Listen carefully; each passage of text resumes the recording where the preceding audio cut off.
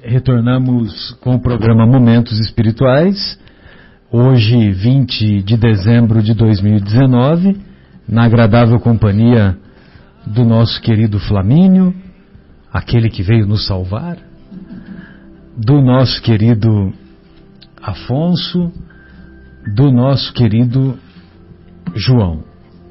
Gostaria de mandar um abraço carinhoso ao nosso querido Farid, que está nos ouvindo. Grande abraço, Farid. Farid é que nem o Guilherme, é um trabalhador infatigável. Gostaria de mandar um abraço carinhoso também para a senhora Rita, que me atende gentilmente nesse posto de gasolina ali da Estrada da Capela. Aquele último, quando você está descendo, quando você vem da cidade para a Capela, antes de passar embaixo da Anhanguera, à esquerda, Estrela, né? O posto Estrela. Então, um grande abraço para ela, principalmente pela gentileza com que nos atende. Então, hoje nós vamos estudar o capítulo 15º, intitulado Joana de Cusa.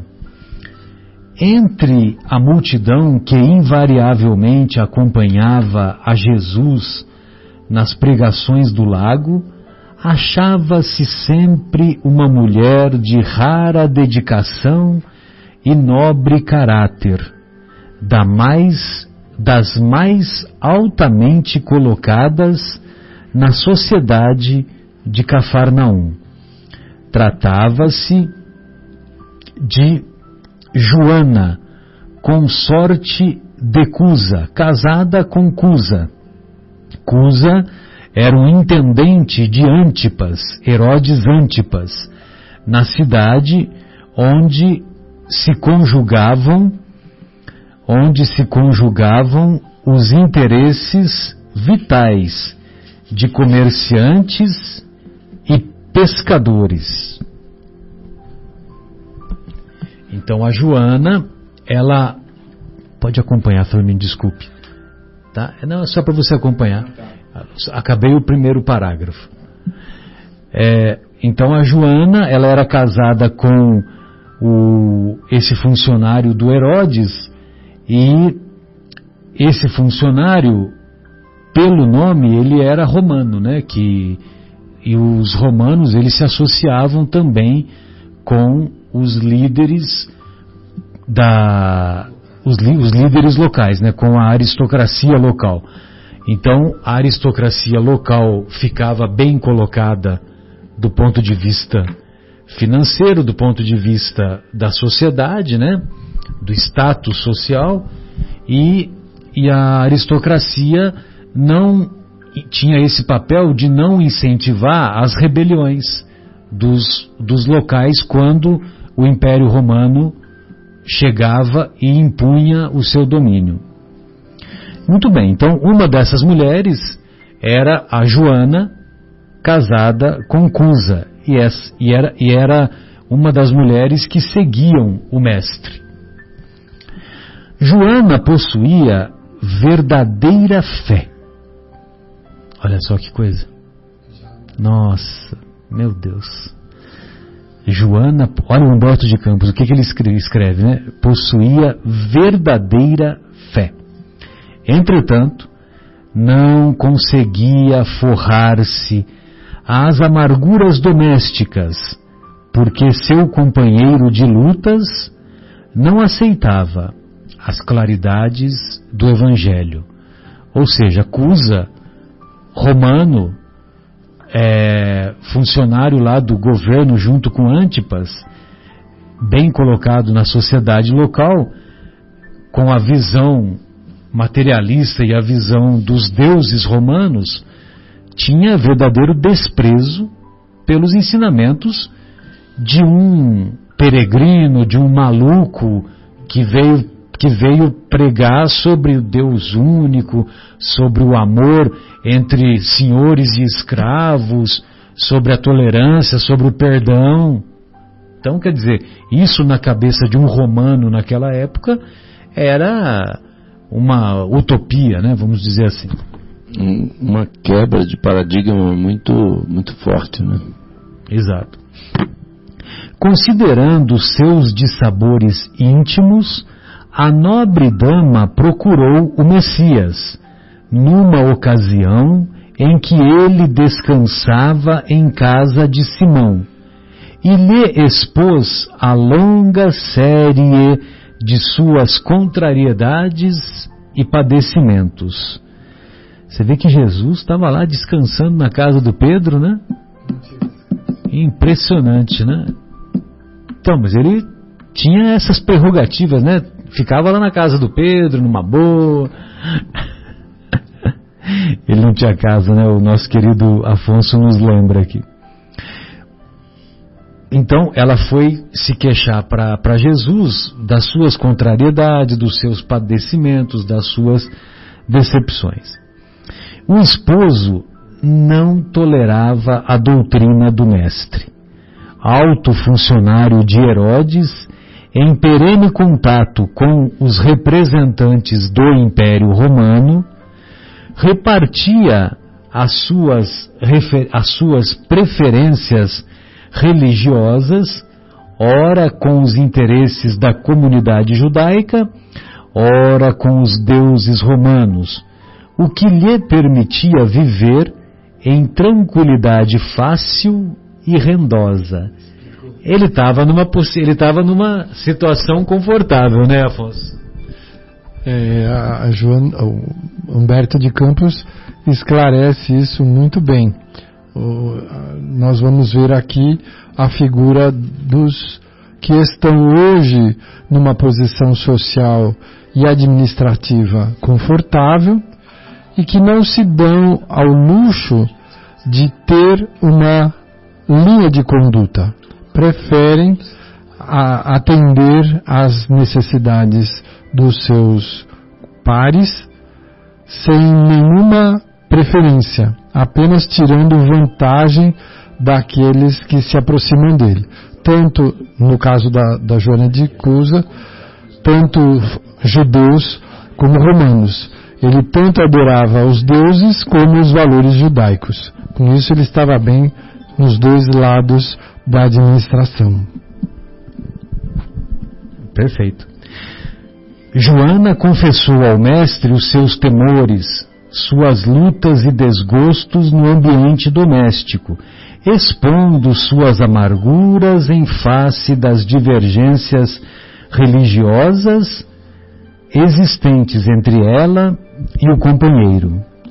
Após ouvir-lhe a longa exposição, Jesus lhe ponderou: Joana, só há um Deus, que é o nosso Pai, e só existe uma fé para as nossas relações com o seu amor, o amor de Deus. Certas manifestações religiosas no mundo muitas vezes não passam de vícios populares nos hábitos exteriores. Todos os templos da terra são de pedra. Eu venho em nome de Deus abrir o templo da fé viva no coração dos homens. O reino de Deus é a obra divina no coração do homem. Aqui fica muito claro, Marcelo, que o Cristo, na verdade, ele está nos oferecendo uma libertação da dependência que foi gerada ao longo do tempo com relação aos mercadores da fé. Ele veio nos propor que fôssemos nós os administradores individuais numa carreira solo entre nós e a nossa consciência, entre nós e o Pai da vida, entre nós e os valores superiores do bem e do amor. Perfeito. Entre o sincero discípulo do Evangelho e os erros milenários do mundo, continua o Mestre, começa a travar-se o combate sem sangue da redenção espiritual. que demais, né? Olha Aqui, que profundidade, né? O Cristo se refere aos anos milenares. Sim. Já naquela época, 2000 anos atrás, já éramos portadores de maus hábitos muito antigos. Então, hoje nós somamos aí 2000 anos após a declaração do Cristo. Precisamos ainda com mais urgência corrigir, através do processo da educação da nossa alma, os erros e equívocos milenares, valorizando aqueles que são os reais suportes do nosso equilíbrio e da nossa felicidade, que são as virtudes cristãs. Muito bem. E ele deixa claro esse apego excessivo que ainda trazemos até hoje, né, aos cultos exteriores. Então, nós observamos que na trajetória do Mestre, uma coisa que ele mais combateu com veemência foi a tal da hipocrisia, né? Então, nós ainda permanecemos falando muito e praticando pouco, né? E muitas vezes em incoerência com aquilo que pregamos, né? Seja lá a denominação a que você estiver ligado, você fica confortável numa vez por semana à casa onde você rende culto aos valores superiores da alma e ouve a preleção, o serviço, seja lá o que for, participa daquele momento por 40 minutos a 1 hora e volta para o seu lar sentindo que você está quites com a sua consciência, quando isso não é verdade. A ida aos nossos templos de fé seria um estimulador da nossa consciência para que vivêssemos as 24 horas do dia dentro de um processo de crescimento e transformação, através, invariavelmente, do amor em ação, chamado também de caridade. Pois não, João. E na lição, né, o André Luiz, que o Marcelo, você acabou de ler aí, né, antes do intervalo. Antes do intervalo. Realmente, o André Luiz nos traz de forma prática, né, as ações, né, que a gente fica na teoria tal, a gente se diz isso, mas não pratica. A gente ensina uma coisa, mas não vive, né? Quer dizer, então, e aí não adianta, são essas coisas que a gente precisa realmente retomar, esses pontos, assim, né, igual você estava falando, né, Afonso? Porque senão não adianta, né? E isso foi durante um longo período, isso sendo usado pelos mercadores da fé, igual você falou aí, durante toda essa passagem da humanidade. Quer dizer, isso não foi esclarecido, por quê? Porque não interessava, né? Não interessava aos mercadores que as pessoas fossem esclarecidas, senão elas, conhecendo a verdade, se libertariam. Exatamente, bem lembrado. Esses meninos estão inspirados hoje, você viu só, Flamínio? Impressionante, né? Continua o mestre no diálogo com a Joana de Cusa. Agradece ao Pai o haver-te julgado digna do bom trabalho desde agora. Teu esposo não te compreende a alma sensível? Compreender-te-á um dia. É leviano e indiferente? Ama-o mesmo assim. Não te acharias ligada a ele se não houvesse para isso razão justa. Servindo-o com amorosa dedicação, estarás cumprindo a vontade de Deus. Fala-me de teus receios e de tuas dúvidas. Deves, pelo Evangelho, amá-lo ainda mais. Os sãos não precisam de médico. Além disso, não poderemos colher uvas nos abrolhos, mas podemos amanhar o solo que produziu cardos envenenados, a fim de cultivarmos nele mesmo a videira maravilhosa do amor e da vida. Pois não. Interessante, né? Não, é uma melhor que a outra aí, né? É impressionante. Eu estava vendo aqui assim, porque no capítulo 24, o item 11, exatamente, os sãos não têm necessidade de médico. Que essa foi a tal da coincidência. E essa, inclusive, foi a passagem, vamos dizer, que eu separei lá, que separamos lá no nosso trabalho de ontem, a quinta-feira, aqui na capela, aqui na esquina de baixo. Sim. E aí, a hora que veio, eu falei, nossa, eu não acredito que tá... E ele disse exatamente ali, os sãos não precisam de médico. E aí, outra coisa que eu achei muito lindo aqui, né? Quando ele fala um pouquinho mais acima, ele ama-o mesmo, é leviano e indiferente, ama-o mesmo assim. Não te acharias ligada a ele se não houvesse para isso razão justa. Essas coisas, né, da reencarnação são pontos assim, esse conceito que o Espiritismo vem nos esclarecer, né, com relação a esses compromissos espirituais que a gente vem saudar quando a gente se une através de laços quaisquer que sejam, né, vamos dizer, marido, mulher, pai, filho, às vezes chefe, subordinado, enfim, essas coisas não acontecem por acaso, não existe acaso na espiritualidade, né? Seria assim, a gente pensar que Deus trabalha de forma amadorística, né? Quer dizer, a gente é amador, né? Deus não. Os espíritos são extremamente organizados, né? Os trabalhos, por exemplo, para acontecer esse trabalho aqui, que a gente certamente tem a companhia dos espíritos aqui nos ajudando, eles têm todo um trabalho de preparação, nos auxiliando durante os dias e tal. E os trabalhos que acontecem nas casas espíritas também, né?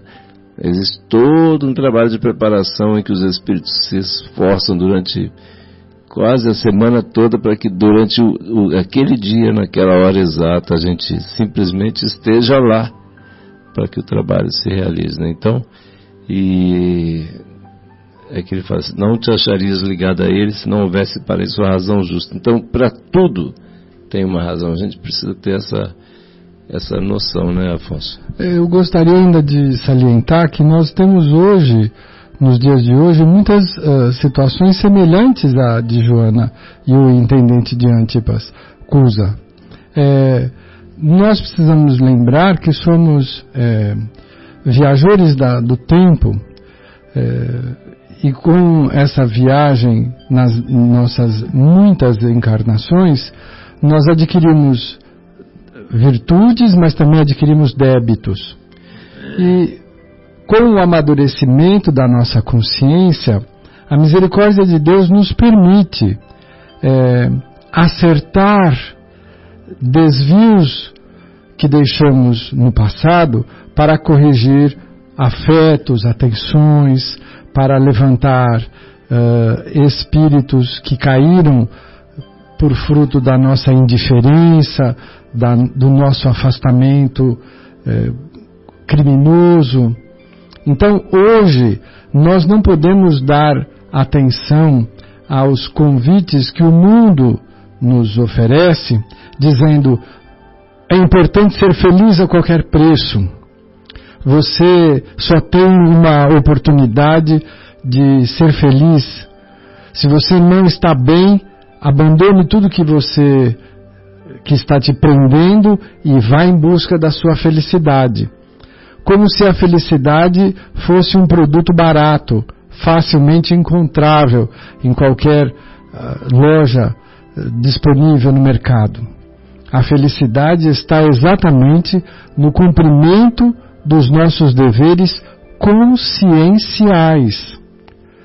Quando você tem alguma dúvida com relação ao envolvimento que você tenha com alguém, ou com uma instituição, ou com um trabalho profissional, nunca deixe de consultar a sua consciência. Peça antes de dormir o conselho dos bons espíritos, dos mentores, anjos guardiões, dos numes que todos nós possuímos, que nos orientam e que nos acompanham de muito tempo, para que esclareça tal situação. No caso de Joana de Cusa, o Cristo sugere que ela permaneça amanhando o solo complicado que fez brotar cardos de indiferença, que era o caso do intendente de Antipas. Então o esforço de Joana na perseverança, no culto do próprio equilíbrio, no serviço desinteressado ao próximo, faria com que no futuro aquele coração a ela ligado pelos laços ainda não evidenciados à nossa consciência pudessem brotar algo produtivo como as uvas, as frutas saborosas do bom relacionamento, do entendimento fraterno. Não nos deixemos enganar pela alegria e a felicidade a qualquer preço. Muitas vezes estamos envolvidos em situações delicadas que foram com muito esforço construídas pela misericórdia para nos reunir de novo, seres que já convivemos e que precisam de nós o testemunho do equilíbrio, da força, da coragem, da perseverança, porque foram abandonados e estão em dor. E às vezes é o nosso empenho, a nossa perseverança, a única porta pela qual eles poderão acessar a esperança. Não podemos nos apressar na construção do nosso bem-estar enquanto tivermos vínculos de compromisso com corações que já desfrutaram da nossa convivência. Tenhamos bom ânimo como Joana e ouçamos os conselhos de Jesus para ela, porque muitos deles nos servem. Então, e esses pontos, assim, por exemplo, esses nossos companheiros, né, muitas vezes adoecidos, companheiros ou irmãos próximos a nós, muitas vezes, né, adoeceram por nossa causa, né? Então, assim, e aí vem essa profundidade dessa lição de Jesus, desse convite amoroso de Jesus, né? Quando ele diz: os sãos não precisam de médico, aqueles que estão adoentados, esses sim. E se nós estamos sendo convidados, né, a dar o nosso testemunho, de auxiliar, então vamos aproveitar a oportunidade. Joana deixava entrever no brilho suave dos olhos a íntima satisfação que aqueles esclarecimentos lhe causavam. Mas, patenteando, evidenciando todo o seu estado da alma, interrogou: Mestre, vossa palavra me alivia o espírito atormentado. Entretanto, sinto dificuldade extrema para o entendimento recíproco no ambiente do meu lar. Não julgais acertado que lute por impor os vossos princípios? Agindo assim, não estarei reformando meu esposo para o céu e para o vosso reino? O Cristo serenamente sorriu e retrucou: quem sentirá mais dificuldade em estender as mãos fraternas? Será o que atingiu as margens seguras do conhecimento com o Pai? Ou aquele que ainda se debate entre as ondas da ignorância ou da desolação, da inconstância ou da indolência do espírito? Eu acho que o programa pode acabar aqui, né? Porque essa pergunta já esclarece todo, né, o programa. Meu Deus, que sabedoria, né? Uma coisa tão simples e tão profunda, né? Ou seja, quando nós nos encontramos de posse do conhecimento, de posse de pelo menos algumas aquisições de virtudes morais, nós temos mais condições de estender mãos generosas aos nossos irmãos que se encontram ainda desprovidos desse conhecimento, desprovido dessas aquisições de virtudes, né? E Marcelo, assim, uma coisa muito interessante nesse livro Boa Nova é a forma maravilhosa, né, que o Humberto de Campos tem de trazer, né, de nos colocar lá na situação. Olha só que coisa, vamos dizer, natural para nós, o sentimento da Joana ali, né? Quer dizer, ela tipo assim, mestre, tudo bem, eu acho lindo o seu conceito, mas como é que eu faço para aplicar essa coisa mesmo na minha vida prática, com aquele meu marido lá mal-humorado, mal-educado, grosseiro, por exemplo, né? Igual ela falou assim, que me impede de segui-lo, né? Certamente, né? Certamente, criava um monte de dificuldades. E aí, exatamente, são nesses pontos que a gente tem as dificuldades, né, Flamínio, na hora da gente aplicar esses conceitos trazidos por Jesus. Até hoje, né? Jesus já veio lá 2000 e tanto lá atrás, lá, a gente está até hoje tentando entender como é que a gente faz, né? Você vê aquela história que aliás, o Afonso falou, é que a nossa cabecinha é curta mesmo, né? Não cabe coisa assim, né? Então assim, mas aí o Jesus vem com aquela, e o Humberto de Campos traz isso, vamos dizer, relatando de uma forma sensacional, maravilhosa, né? A forma maravilhosa como ele faz. Assim, e o André Luiz também traz a receita de bolo, como a gente viu lá. É só a gente buscar, assim, nós temos essa dificuldade realmente, né? Mas se a gente buscar, existem ferramentas maravilhosas aí para nos auxiliar, né, Afonso? Disponíveis aí. Quanto à imposição das ideias, continuou Jesus, acentuando a importância de suas palavras. Por que motivo Deus não impõe a sua verdade e o seu amor aos tiranos da terra? Por que não fulmina com um raio o conquistador desalmado que espalha a miséria e a destruição com as forças sinistras da guerra? A sabedoria celeste não extermina as paixões, transforma-as. Aquele que semeou o mundo de cadáveres desperta, às vezes, para Deus, apenas com uma lágrima. O Pai não impõe a reforma a seus filhos, esclarece-os no momento oportuno. Joana, o apostolado do Evangelho é o apostolado de colaboração com o céu, nos grandes princípios da redenção. Sê fiel a Deus amando teu companheiro do mundo como se fora teu filho. Não percas tempo em discutir o que não seja razoável. Deus não trava contendas com as suas criaturas e trabalha em silêncio por toda a criação. Vai, esforça-te também no silêncio, e quando convocada ao esclarecimento, fala o verbo doce ou enérgico da salvação, segundo as circunstâncias.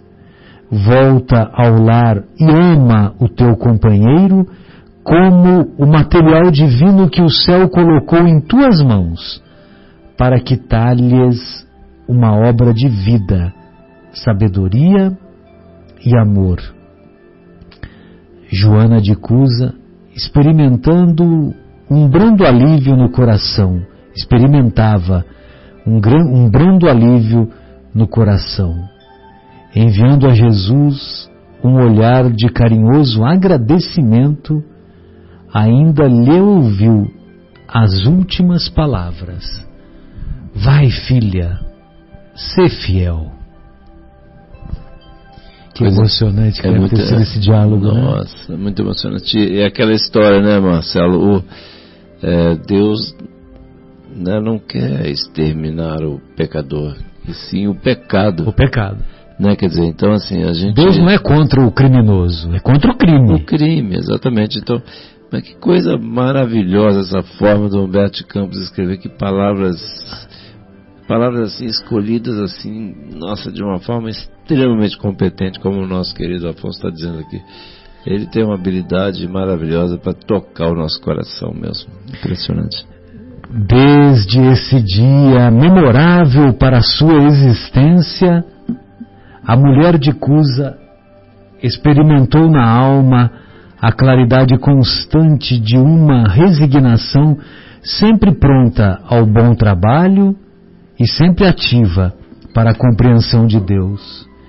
Como se o ensinamento do Mestre estivesse agora gravado indestrutivelmente em sua alma, considerou que antes de ser esposa na terra, já era filha daquele Pai que, do céu, lhe conhecia a generosidade e os sacrifícios. Seu espírito divisou em todos os labores uma luz sagrada e oculta. Procurou esquecer todas as características inferiores do companheiro para observar somente o que possuía ele de bom, desenvolvendo, nas menores oportunidades, o embrião vacilante de suas virtudes eternas. Mais tarde, o céu lhe enviou um filhinho que veio duplicar os seus trabalhos. Ela, porém, sem esquecer as recomendações de fidelidade que Jesus lhe havia feito, transformava suas dores num hino de triunfo silencioso em cada dia. Os anos passaram e o esforço perseverante lhe multiplicou os bens da fé na marcha laboriosa do conhecimento e da vida. As perseguições políticas desabaram sobre a existência do seu companheiro. Joana, contudo, se mantinha firme. Torturado pelas ideias odiosas de vingança, pelas dívidas insolváveis, pelas vaidades feridas, pelas moléstias que lhe verminaram o corpo, o ex-intendente de Antipas voltou ao plano espiritual numa noite de sombras tempestuosas. Sua esposa, contudo, suportou os dissabores mais amargos, fiel aos seus ideais divinos, edificados na confiança sincera. Premida pelas necessidades mais duras, a nobre dama de Cafarnaum procurou trabalho para se manter com o filhinho que Deus lhe confiara. Algumas amigas lhe chamaram a atenção, tomadas de respeito humano. Joana, no entanto, buscou esclarecê-las, alegando que Jesus igualmente havia trabalhado, calejando as mãos nos serrotes de modesta carpintaria, e que, submetendo-se ela a uma situação de subalternidade no mundo, se dedicara primeiramente ao Cristo, de quem se havia feito escrava devotada. Então, nesse parágrafo, ele contou toda a história, né, da Joana. A Joana voltou a se dedicar, voltou a ter os olhos mais doces com o próprio marido, embora amargo, e tiveram um filhinho.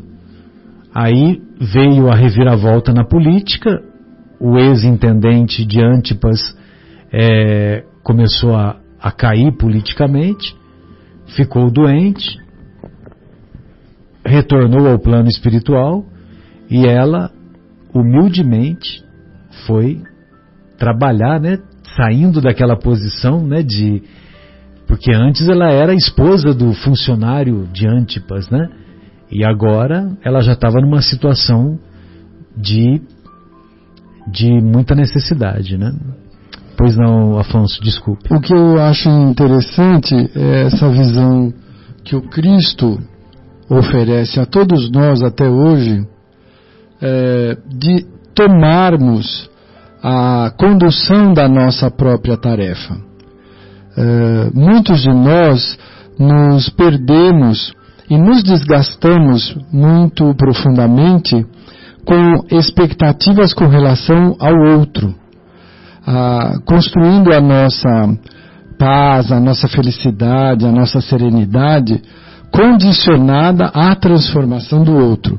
Então eu serei feliz quando o outro me reconhecer, eu serei feliz quando o outro tiver uma atitude mais nobre, eu serei feliz quando o outro for mais sensível às coisas que me acontecem.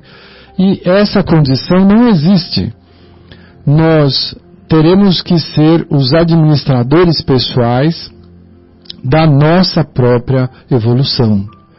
Se estamos vinculados a seres como o intendente de Antipas, nós teremos que nos concentrar naquilo que é possível de se fazer.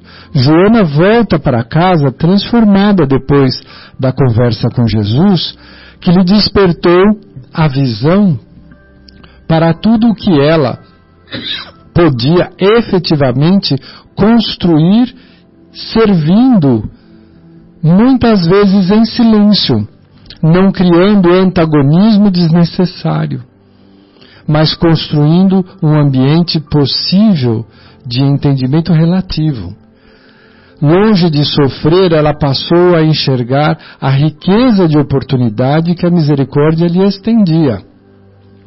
E ela solidificou a sua fé, a sua perseverança e a sua submissão às provações às quais ela estava vinculada naquele casamento de almas tão diferentes, mas que ela podia perfeitamente construir certezas interiores que nós vamos ver no desenvolvimento da história, que lhe serão muito úteis e enriquecedoras. Bem lembrado, bem lembrado. Tudo isso serviu para que se consolidasse a fé dela, né? Afonso, bem colocado. Cheia de alegria sincera, a viúva de Cusa esqueceu o conforto da nobreza material, dedicou-se aos filhos de outras mães, ocupou-se com os mais subalternos afazeres domésticos para que seu filho tivesse pão, para que seu filhinho tivesse pão. Mais tarde, quando a neve das experiências do mundo lhe alvejou os primeiros anéis da fronte, uma galera romana a conduzia em seu bojo na qualidade de serva humilde. Que poesia! Vamos lembrar aqui, poesia, Marcelo, né? Que àquela época as mulheres não tinham voz ativa nem papel seguro na sociedade. Todas as mulheres deveriam ser representadas por figuras masculinas, pais, irmãos, maridos. Na falta de uma figura masculina, a mulher voltava a uma situação de total subalternidade. Então Joana, que possui uma posição, um status social de elevada condição na sociedade ali de Cafarnaum, ela se lança a prestar serviços humildes, domésticos, para sobreviver e garantir a sobrevivência do filhinho. Inclusive cuidando de outros filhos de outras mães. Sim, porque não havia outra possibilidade. Então ela se arma de profunda humildade e se despe da vaidade social da época para conquistar a sobrevivência. Isto também construiu em Joana a destruição das ilusões transitórias que todos nós temos altamente construídos dentro de nós. Principalmente ela, que desfrutava de uma posição de relevância e destaque social. Então vejamos como foi apertado o seu treinamento até culminar na sua desencarnação. São tantas ilusões perdidas na lembrança, e a gente fica apegado a essas ilusões, né? Ela superou-as, Joana, superou-as. No ano 68, quando as perseguições ao cristianismo iam intensas, vamos encontrar num dos espetáculos sucessivos do circo, uma velha discípula do Senhor amarrada ao poste do martírio, ao lado de um homem novo, que era seu filho. Ante o vozerio do povo foram ordenadas as primeiras flagelações.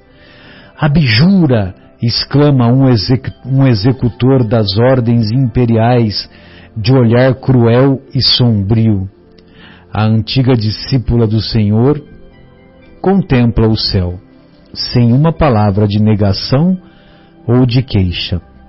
Então, o açoite vibra sobre o rapaz seminu, que reclama entre lágrimas: repudia a Jesus, minha mãe, não vês que nos perdemos? Abjura por mim, que sou teu filho. Pela primeira vez,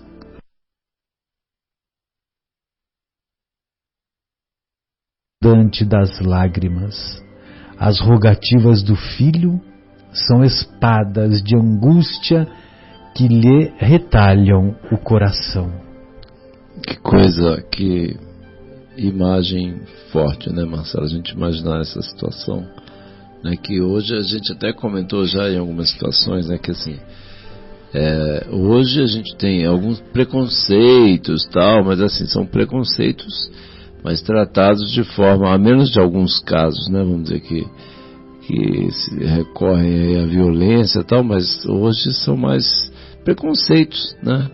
As palavras estão trocadas, palavras ásperas, etc. Mas lá não, eles iam morrer, né? Iam morrer ali no circo. No circo romano. Ia ser ateado fogo, né? Então, e aí o guarda pedindo que elas abjurassem, né? Quer dizer, desistissem da crença em Jesus.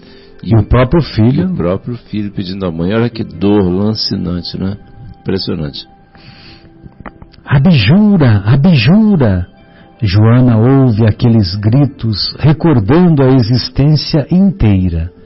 O lar risonho e festivo, as horas de ventura, os desgostos domésticos, as emoções maternais, os fracassos do esposo, sua desesperação e sua morte, a viuvez, a desolação e as necessidades mais duras.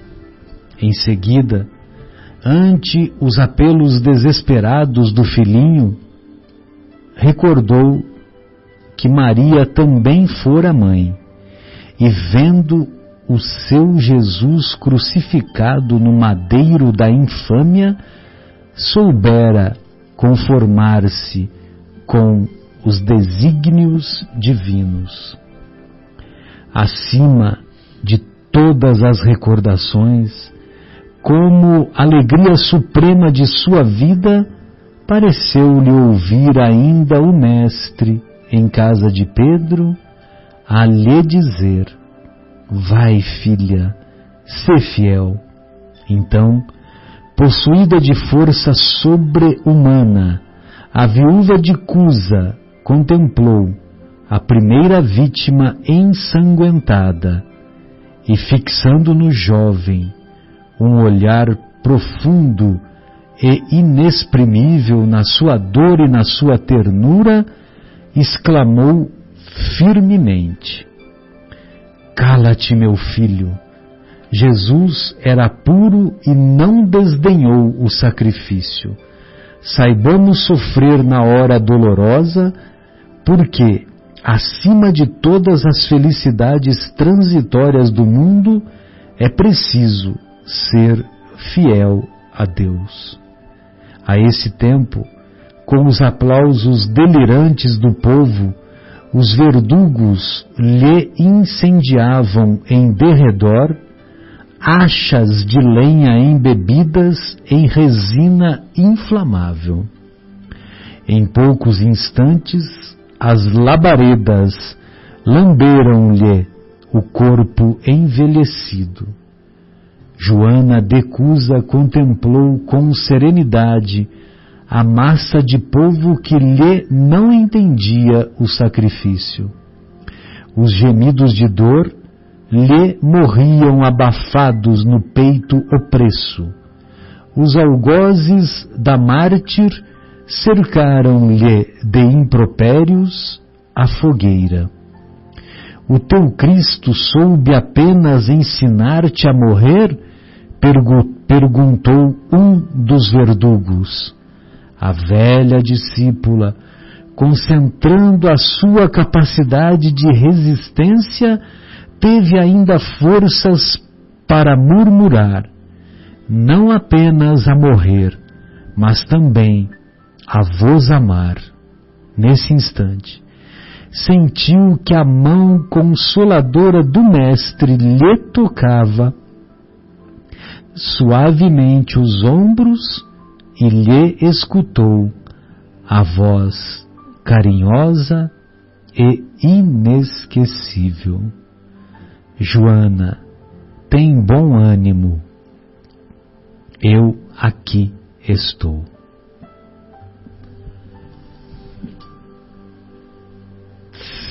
Sensacional. Meu Deus.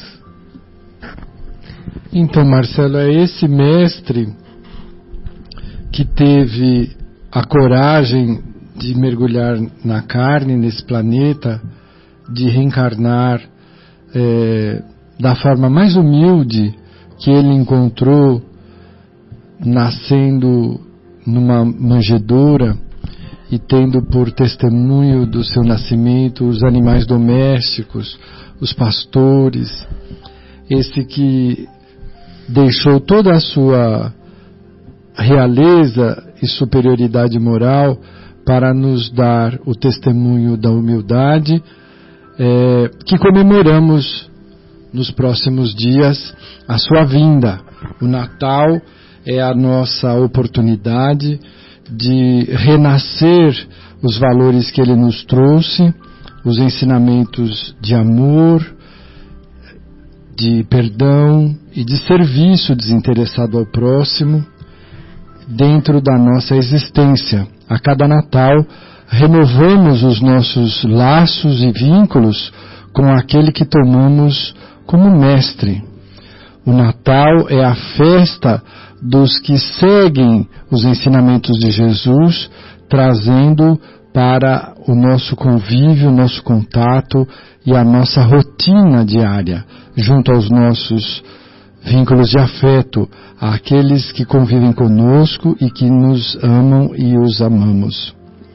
O Natal é a festa cristã maior em que os seguidores do Mestre precisamos fazer ecoar dentro de nós o apelo do Mestre feito nessa oportunidade a Joana, convidando-a a ser fiel aos princípios superiores do amor. Quanto mais conseguirmos conquistar estes valores através da demonstração da nossa consciência junto à vida em que vivemos hoje, na experiência reencarnatória, mais estaremos sendo fiéis ao Pai da vida, que nos enviou este Filho tão luminoso que adotamos como mestre. Que este Natal, comemorado daqui a poucos dias, sirva para nós mais uma vez como uma oportunidade de retomarmos o seu exemplo para vivenciá-lo no nosso dia a dia. De transformação, né? Sem dúvida. João, fique à vontade. Então, Ainda bem que o Afonso falou um caso que agora eu não tinha condição de falar. Agora há pouco eu chorando. A história aqui é sensacional, muito comovente. Nossa, meu Deus do céu. Você pensou ela suportar o filho, né? O próprio filho pedindo para a mãe abjurar? Não, e vem Jesus, põe a mão no ombro e fala, eu tô aqui. Meu Deus do céu. Então, e essa questão da fidelidade, né, que o Afonso comentou aí, e eu puxo de volta aquela mensagem de ontem, né, da quinta-feira, mensagem de lembrete para a gente ficar vinculado. A gente precisa ser fiel a Jesus, esse Jesus, né, que o Afonso bem lembrou aí, que a gente acaba que o Natal a gente, de quem a gente lembra no Natal, faz uma pesquisa aí e lembra do Papai Noel, né? Quer dizer, Natal é comemoração do nascimento de Jesus, a gente não pode esquecer de jeito nenhum, e acaba, isso é uma coisa natural, né, que o comércio tenta buscar essa questão para aumentar as vendas, aquelas coisas todas, mas no final das contas o que prevalece, a gente sabe, a gente sente, né, são as lembranças do nascimento de Jesus, e nesses momentos, né, o magnetismo de Jesus é tão forte que altera as vibrações da Terra, né? Então todos nós ficamos desejando Feliz Natal, Feliz Ano Novo, né? E nesses momentos a Terra realmente muda, né, a sua frequência vibratória, todos os ambientes ficam mais agradáveis, né? E a gente precisa lembrar, né, nessa questão aí que foi colocada nessa mensagem aí da Joana de Cusa, né, aquele chamado, né, o chamamento de Jesus para que ela fosse fiel. Nós precisamos trazer para nós isso aí, a gente precisa ser fiel. E aí eu aproveito e coloco junto aquela mensagem, né, de Jesus de ontem, sermos fiel a Jesus como? A gente buscando amar, né, mais. E amar significa, tem vários significados, né? Igual o Afonso colocou, o amor em movimento, né? No caso da caridade, a gente pode amar através de um olhar, através de uma ceder a vez, através de ser mais paciente. Tem uma série de coisas que a gente pode exercitar, né, no nosso dia a dia, na nossa família, né, na nossa escola, no nosso trabalho.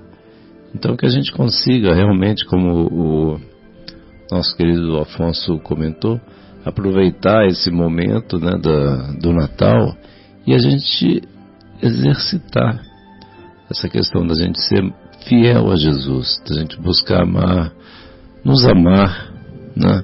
A gente precisa se amar, que uma coisa que tem afetado muito a humanidade é essa questão de depressão, muitos casos de suicídio, né?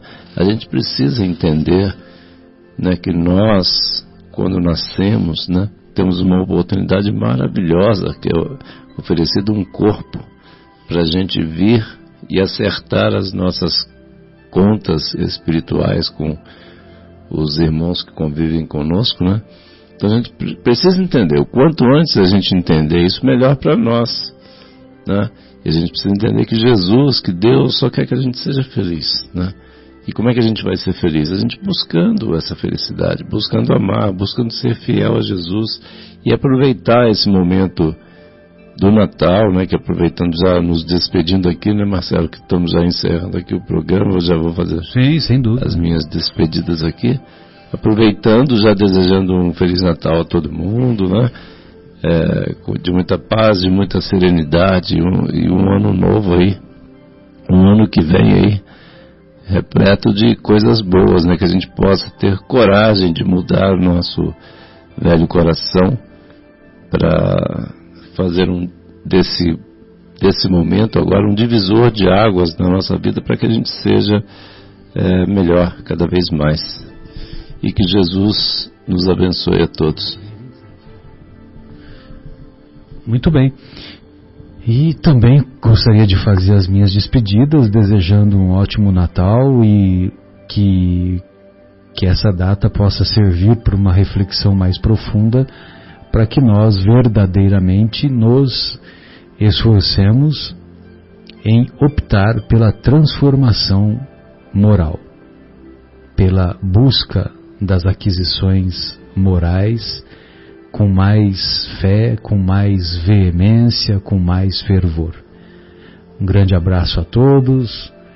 Da minha parte, tchau. Muito obrigado, viu, Flamínio, mais uma vez pelo seu apoio conosco. Viu? Foi um prazer. Um abraço, Afonso, um abraço, João, um abraço, queridos amigos que não puderam participar hoje, Marcos, Guilherme, Leandro, Sônia, Fátima. Um beijo carinhoso a todos.